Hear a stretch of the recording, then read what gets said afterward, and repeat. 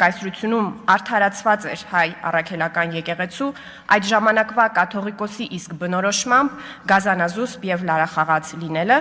եւ այն մասին, որ այժմ Հայաստանի Հանրապետության որոշելիքն է լինել գազանազուսպ եւ լարախաղաց, թե չլինել։ Այս անգամ խոսենք պարսկական կայսրության օրինակով, հասկանալու համար, թե ինչ զոհողությունների է գնացել հայ առաքելական եկեղեցին մեր ազգային ինքնության պահպանման իր ստանձնած առաքելությունը կատարելու համար, ինչպես են այդ զոհողությունները փոխել մեր եկեղեցին եւ ինչպես այժմ պետք է փոխվի հայ առաքելական եկեղեցին։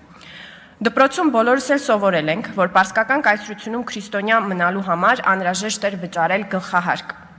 Ընդ որում առնվազն 17-րդ դարում պարսկական կայսրությունը շահագրգռված չէր քրիստոնյաների կամ քրիստոնեության վերացմամբ, քանի որ դա կհանգեցներ ֆինանսական կորուստների։ Այն աստիճան, որ յուրաքանչյուր քրիստոնյա հպատակ, ով ընդունել էր մահմեդականություն, ամեն պահի կարող էր վերադառնալ նախկին կրոնին, եթե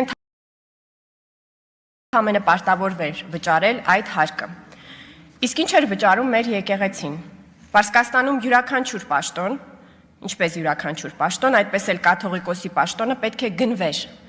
Կաթողիկոսը շահի հանդեպ ոչ այլ ինչ, քան իր հավատարմությունը պետք է արտահայտեր նրան ճոխ ընծաներ բերելով։ Իսկ եպիսկոպոսները իրենց պաշտպանությունը պետք է գնեին կաթողիկոսից այնպես, ինչպես կաթողիկոսն իր պաշտպանությունը գնում էր խանից կամ շահից։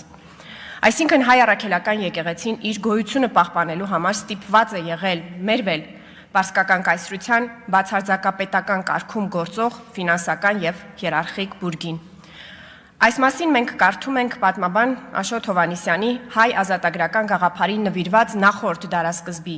գրված գրքում, որտեղ նա ասում է, որ հայ ազգի ազատագրության մասին մտածող հայ մելիքները իրենց ծանր կացության մեջ այլևս չէին կարող համերաշխ լինել կղերի հետ, քանի որ մեջբերում եմ պարսկական պետական իմաստության վարքականոններն ավելի ու ավելի յուրացրած եւ գոյություն ունեցող համակարգի հետ համերաշխ ապրող կղերին այլևս հնարավոր չէր ներգրավել ազատագրական ծրագրի մեջ։ Գիտեք, մեր պատմությունը կրկնվելու հատկություն ունի, քանի դեռ մենք գիտակցաբար այն ինքներս կերտելու պատասխանատվություն չստանձնենք։ Ինչպես այն ժամանակ հայ առաքելական եկեղեցին ազատագրական պայքարի գաղափարի կրողը չէր, հաշտ էր կայսրության հետ,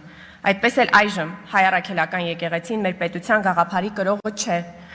բայց մենք դա կփոխենք, որովհետև առնվազն մեր ժողովուրդը անտեղի չէ եկեղեցուն ի պահ տվել իր վանքերը։ Սիրելի քաղաքացիներ, քանի դեռ մեր եկեղեցին չի ընդունել մեր պետության գերակայությունը որպես մեր ժողովրդի կամքի արտահայտություն, այն շարունակելու է լինել կայսրությունների մեջ դարեր շարունակ գոյատևելու համար ձեռք բերած հատկությունների կրող։ Ես առիթ ունեցել եմ նկարագրելու, թե ինչպես է մեր եկեղեցին կամա թե ակամա բաղձում մեզ վերադարձնել այն վիճակին, երբ ինքն էր մեր ճակատագրի տերը։ Այս անգամ ցանկանում եմ հանրության ուշադրությունը հրավիրել շուրջ 1 ամիս առաջ տեղի ունեցած մի իրադարձության վրա, որը կրկին շատ վառ ի ցույց է դնում, որ մեր եկեղեցին հոգևոր հարցերով զբաղվելու փոխարեն իրեն քաղաքական դերակատար է զգում։ Այս տարվա ապրիլի 27-ին Բալթյան երկրների հայոց թեմի առաջնորդ, գերաշնորհ Տեր Վազգեն arczepiskopos Միրզախանյանը Հայաստանի Հանրապետության վարչապետի Էստոնիա կատարած այցի ժամանակ ասել էր. Մեր աղոթքն է, որ, պարոն վարչապետ, ձեր այն ծրագրերը, որ ունեք խաղաղության եւ մեր Հայաստանի հարևանների հետ հաշտության, լինի հաջողությամբ։ Մեր աղոթքն է, որ որպես եվրոպական երկրների հավատացյալներ, քաղաքացիներ եւ առաջնորդ, մեր երկիրը դեպի Եվրամիության իր քայլերն անի, որովհետեւ մեր քրիստոնեությունը եկել է իրականության մեջ արևմուտքից, Տրթատ թագավորը Սուրբ Գրիգոր Լուսավորիչը։ Եվ համոզված եմ, որ այն քաղաքակրթությունը, որ տեսնում ենք այստեղ, մեր երկրի ապագան այս քրիստոնեական գեղեցիկ միջավայրում է։ Մեր աղոթքն է, որ այդ հաջողությունները լինեն, որ Հայաստանը նույնպես մերձբալթյան երկրների պես դիցուկ Էստոնիայի կարողանա խաղաղ համագործակցությամբ մեր ժողովրդին լավ, գեղեցիկ ապագա ապահովել։ Թող Տերն օրհնի Հայաստանը, ողջ ավականին, ձեզ եւ բոլոր բարի առաքելությունները։ Եվ ինչ, հայ առաքելական եկեղեցին որոշեց հայտարարությամբ արձագանքել arczepiskopos-ի աղոթքները գրաքննության ենթարկելով եւ ասաց.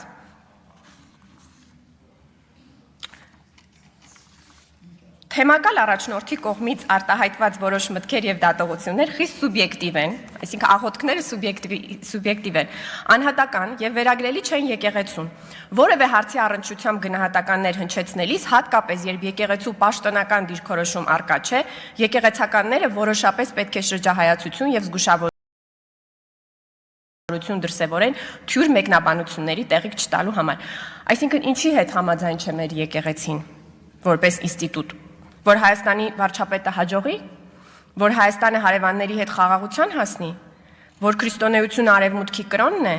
որ Հայաստանը շարժվի դեպի Եվրամիություն, որ Տերն օրհնի Հայաստանը, բայց ամենակարևոր հարցը, սիրելի քաղաքացիներ, հետևյալն է. մեր եկեղեցին որպես կառույց պետք է կարծիք, ավելին պաշտոնական դիրքորոշում ունենա այս հարցերի վերաբերյալ, որ անհատ եկեղեցականն էլ որպես մարդ, որպես քաղաքացի չկարողանա արտահայտել իր դիրքորոշումը։ 44-օրյա պատերազմի ավարտից ի վեր Հայաստանի Հանրապետության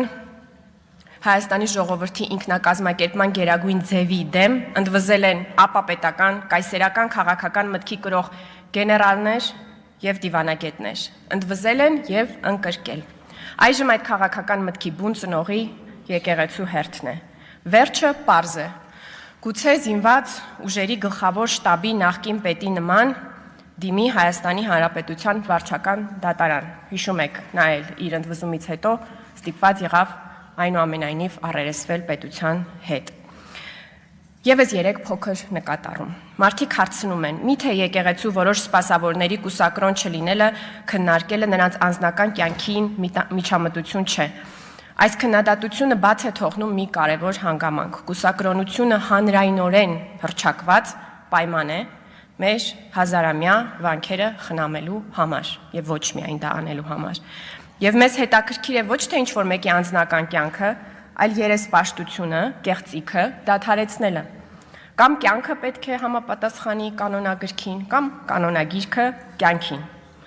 Երկրորդը, երբեմն նաև կարծիք է հնչում, թե ահա մենք թողած օրինակ Իսրայել-Իրան հակամարտությունը զբաղված ենք հայ առաքելական եկեղեցով։ Հայ առաքելական եկեղեցու խնդիրները իհարկե պետք է լուծվեն, քանի որ սա ուղիղ կապ ունի մեր երկրի դիմակայունության եւ անվտանգության հետ։ Պետք է լուծվեն թե կայսերական օրակարգերի հարցերը,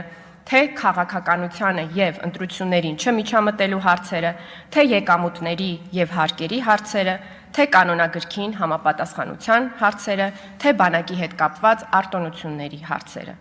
Եվ մի վերջին նկատառում բառապաշարի հետ կապված։ Ոմանց նուրբ հոգիները ցնցվել են վարչապետի բառապաշարից։ Իմ նուրբ հոգին եւս, պարոն վարչապետ, խստորեն դատապարտում եմ։ Սակայն ոմանց պարագայում այդ ցնցումը արժանի ցնցում էր, քանի որ արդեն որ երրորդ տարին է գուբերնատորները, նրանց սպասարկող հոգևորականները, որոշ բլոգերներ կարծում են, թե երբ հարվածներ են հասցնում պետությանը, դուք պետք է ձեռքերը ներքև պահեք, ինչու եք բարձրացնում, ինչու եք պատասխան հարվածներ հասցնում։ Խստորեն դատապարտում եմ եւ ամբողջությամբ